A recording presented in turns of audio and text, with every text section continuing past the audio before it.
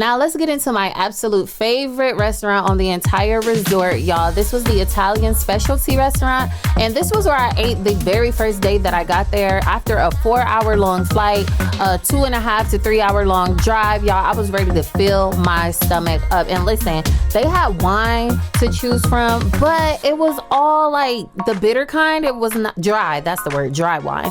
I like sweet wines, but since they didn't have it, I went ahead and drank that wine anyway.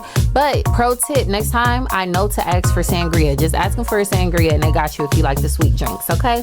I had the steak and potatoes meal because honestly, it was a hearty travel day and I needed a hearty meal, okay?